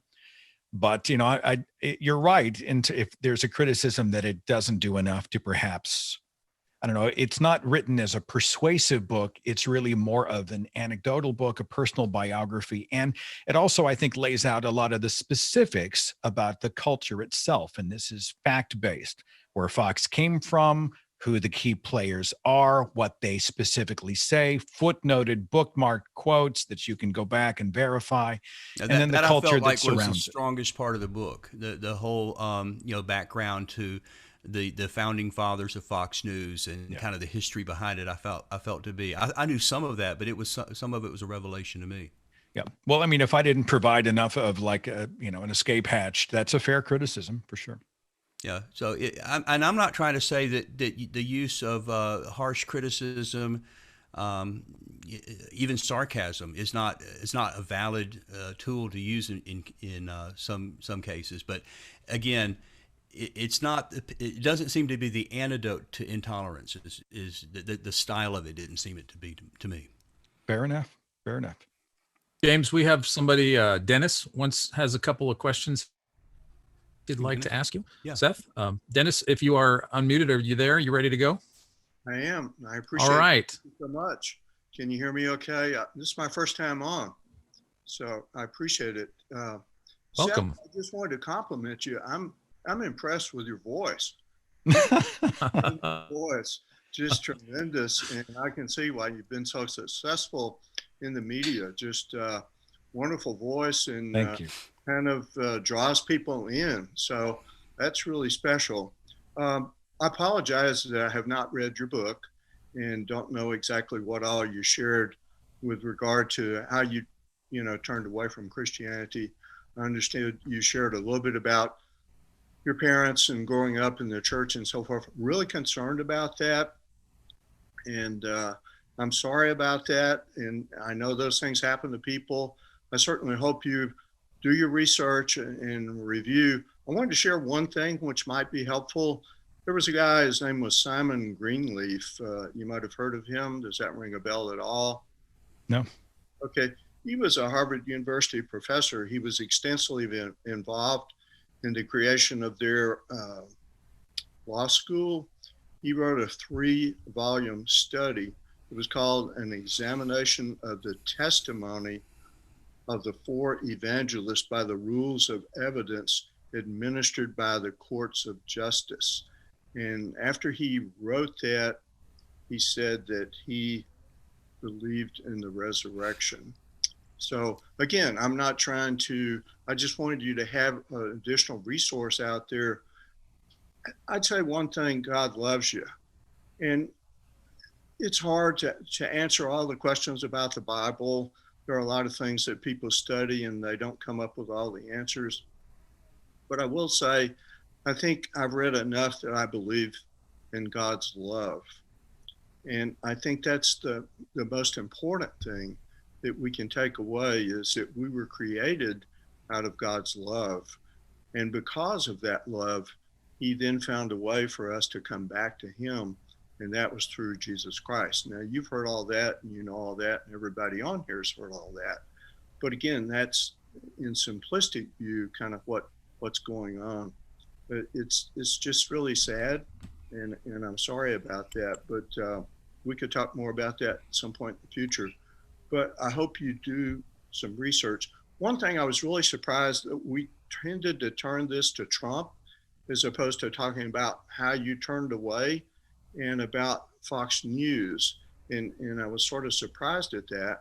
And obviously things go the way they go. And so you have to follow the flow of the conversation. But I know Fox News has changed a little bit recently. You may have heard that they had the outnumbered segment, and somebody brought up George Soros, and they were told that they couldn't pursue that topic any further. So they didn't talk about George Soros.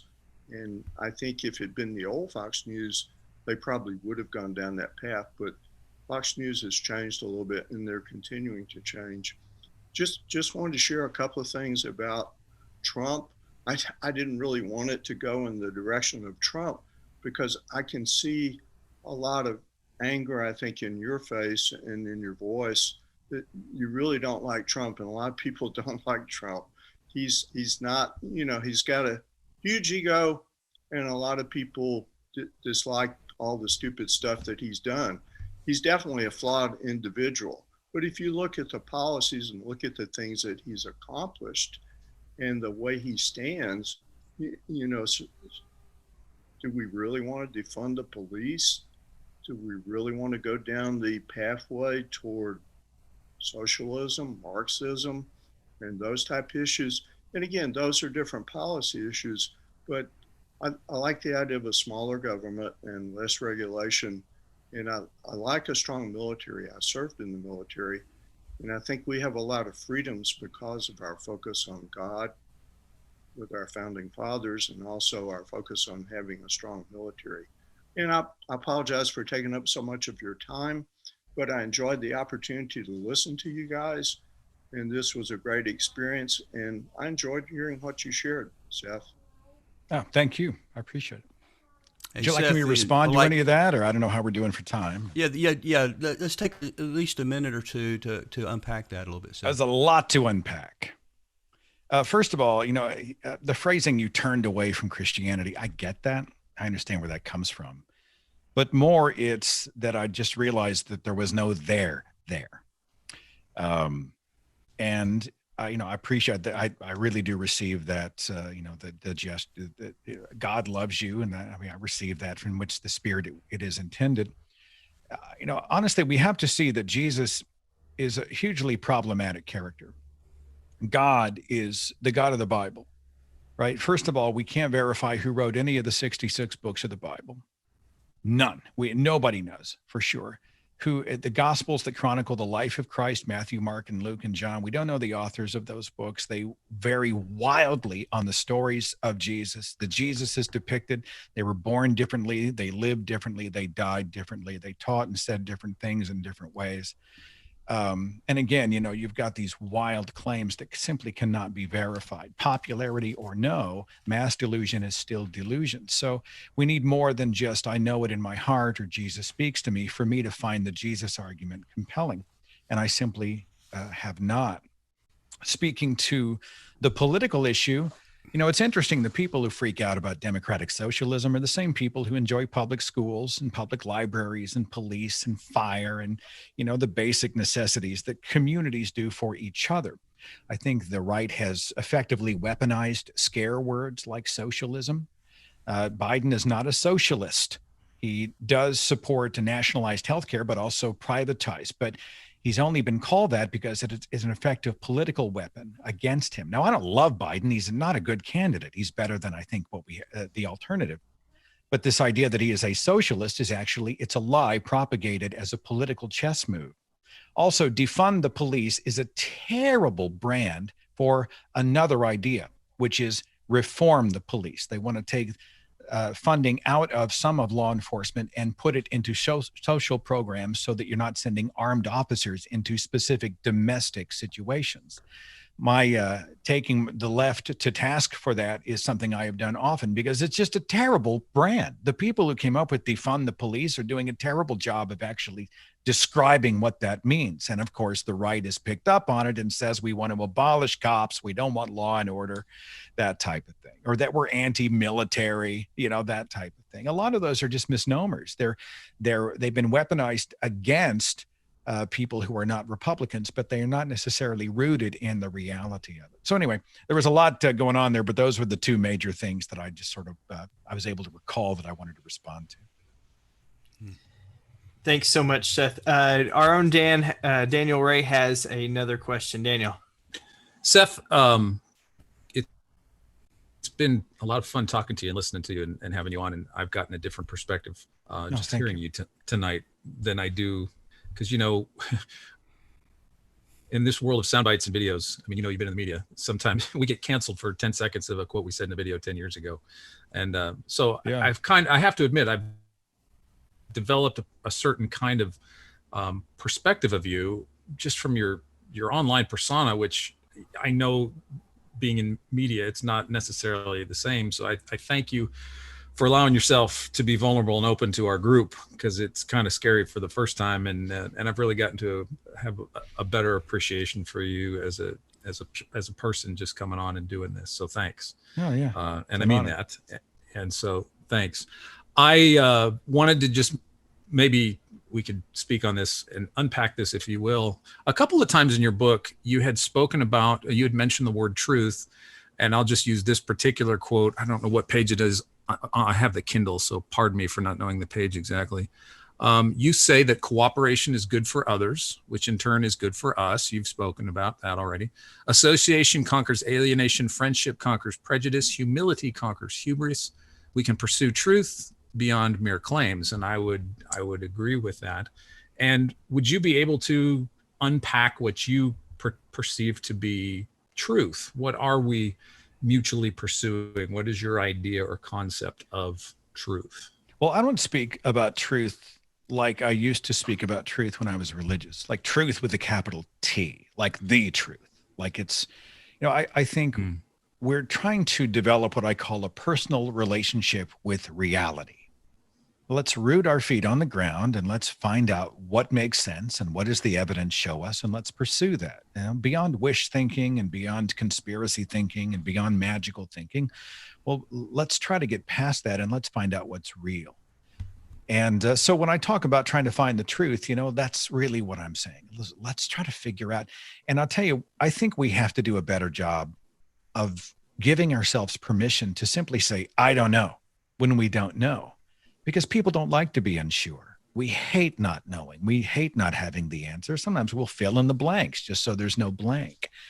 And I think, while we're pursuing the answers and trying to figure out how everything works, the gears in the machine out there, living life honestly to do that, if we don't know, I think we have to be candid and transparent. Say, I just don't know the answer. We train our children, when they're in class, one of their greatest fears is to be called on when there's an answer they don't know. And we train that into them. right? They're terrified. What if I don't know? And we kill curiosity in people. We start early. And I think, I wish for people a curious life. Let's go ask the questions. Even if we don't get good answers, let's continue to ask, and we'll ask again, and we'll keep asking. And once we get the answer, we continue to test those answers. And so when I say, let's find the truth, let's just find out what's real, whatever that is, and be prepared to follow the evidence wherever it may take us. So you do ascribe to some form of reality having some kind of objective truth about it. You're not postmodern in that regard. This coffee cup is ceramic. That's true because, I see the composition of the cup and it's filled with coffee and I'm using it as a coffee cup. I think you approach the world by sort of testing and retesting and using the scientific method to try to find out, what's true. Now, that I'm not speaking about philosophical truths or religious truths, those types of things. But, I think some people say that religion and science are supposed to be compatible, and I disagree. I think religion that's still a scientific question. If you're going to tell me that there is a deity somewhere, and that there is a spiritual membrane and I have a soul and all those other things, that has to be demonstrated. You're going to have to come up with a way for that to be tested, and tested in a way where it is absolutely provable. Your faith claim simply won't do it for me.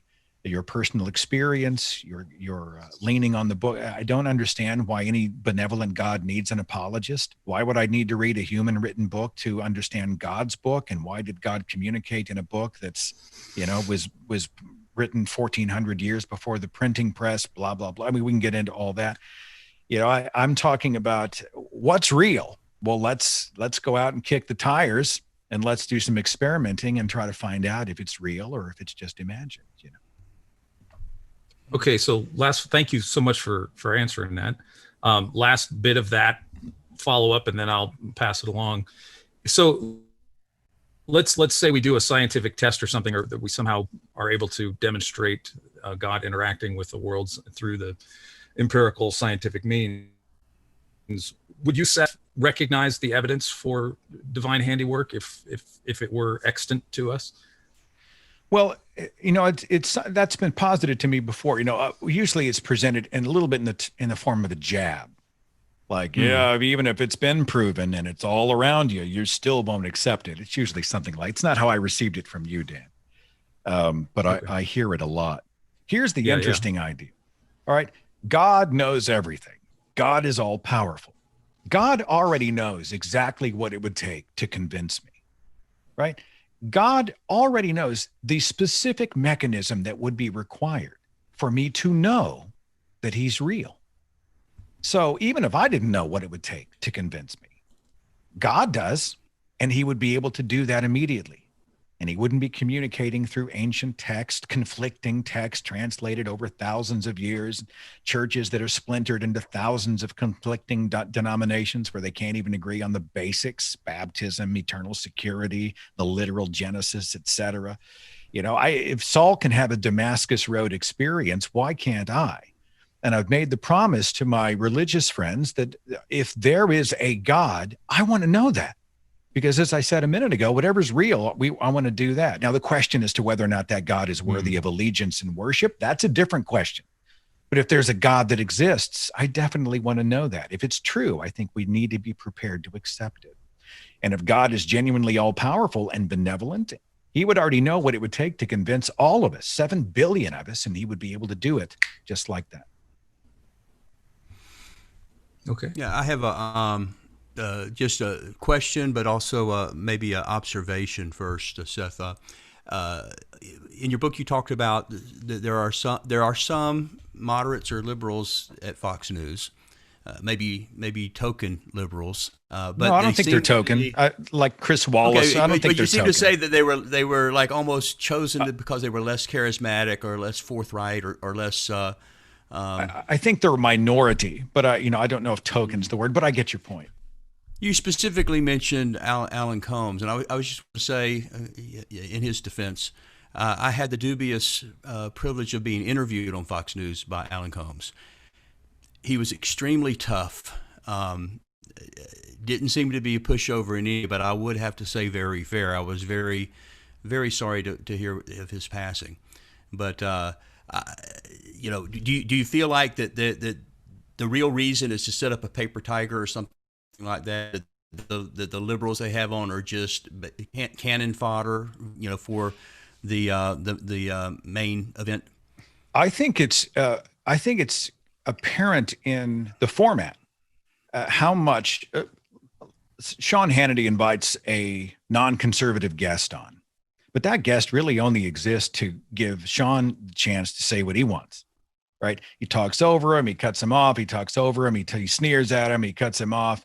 I mean, time after time, we see that the host is bringing on somebody with a counterpoint of view, but often it has the effect of allowing the host to sort of Bigfoot that person, and then they get a chance to bloviate about what they wanted to say in the first place. There's very little meaningful So the heavyweight champion is looking for a sparring partner. You know, I don't know if the metaphor were, I'm trying to think of a great metaphor, but you know, conflict does do a lot for ratings. And I think there is a perception of conservative superiority that permeates most of Fox News, from Fox and Friends to the entire primetime lineup. If you think about Fox's primetime lineup, they're not doing like Shepard Smith type, here's the stories of the day.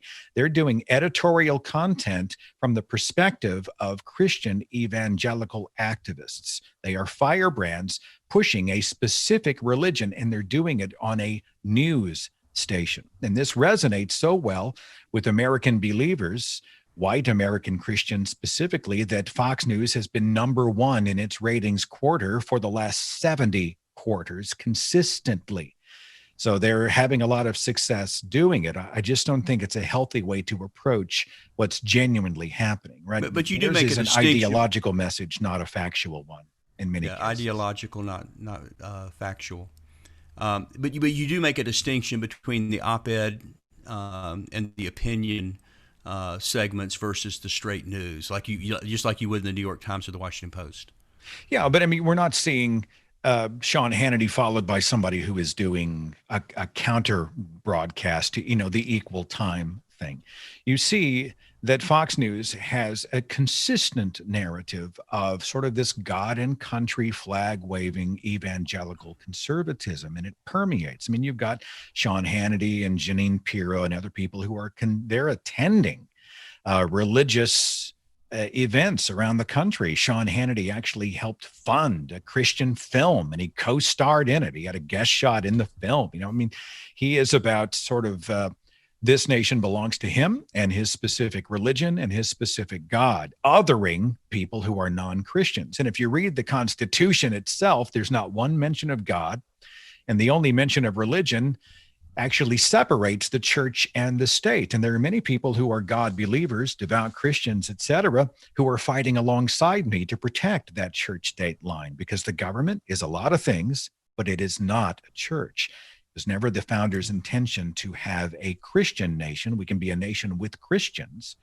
but we also have Muslims and Hindus and Sikhs and Jainists and atheists and seculars and everybody else. It's a representative republic. And so Fox News is selling the false notion that the whole country belongs to God, and anybody who doesn't fit into that cookie cutter is attacking God. And it's just a false claim. Yeah, I did notice that when you talked about God not being in the Constitution, but you didn't reference the Declaration of Independence, which it's in the Declaration of Independence document. But when they specifically set up justification for the whole revolution, many of them were religious, and they were invoking their creator, whether colloquially or whether or not they genuinely were devout believers. But when it came to the actual Constitution that provided the foundation, the foundational governing document, the people who were escaping the Church of England purposefully separated the church and the state.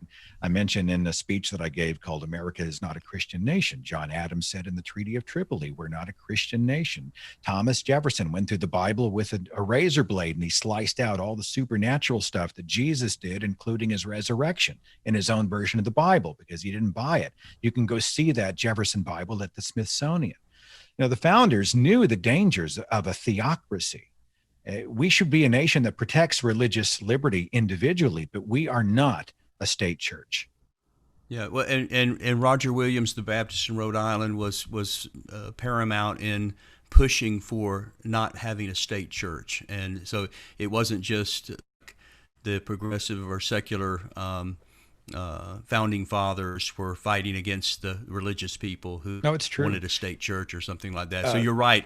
Even the religious people, the Christians that were here, were oftentimes fleeing the persecution they were getting, not from atheists in Europe, but they were fleeing from the state church. There's an organization, their name escapes me at the moment, but Tony Campolo, the famous evangelist, and others are on it, and they're an actual religious board of an organization of people who say, God doesn't need the whole government to be a church. God doesn't require this to be able to be God. And so even as devout Christians, they understand the dangers of turning the government into a specific religious organization, and they're working to protect that line. What do they say about bringing the government into the situation? It's like you get the efficiency of the post office coupled with the compassion of the IRS. There's probably a lot of truth to that. Yeah. That's good. Do we have one final question before I kind of wrap up and talk about next month again? I think that's all the questions we have. We're clear on the questions, and I think Seth is probably done with that too. Well, forgive any bloviating on my part. I tend to be a little long. You did great in the hot seat. I mean, my goodness, imagine perfect. A panel of atheists. It's you did great, Seth, and no sweat on the brow too. Really good. The truth is that I would love to be able to sit down with you guys and just hang. I mean, not even talking about heavy stuff. You seem like, I really do think that, your beliefs matter, but your beliefs don't make you a good person. Your behavior does. And I think there are a lot of beautiful people who run the spectrum, who have some disagreements, theological, philosophical, or whatever, but they're just good people. And I think we need to rediscover each other and rediscover moments to be able to share life together and exist on this same planet together. And so it's an honor to have met and hung out with you guys. And I hope I get a chance to shake all of your hands and hang out in person when COVID and everything's over. I would love that, Seth. Yeah, the Red River is just a hop, skip, and a jump. That's true. Right. The book club is kind of awkward to do on Zoom.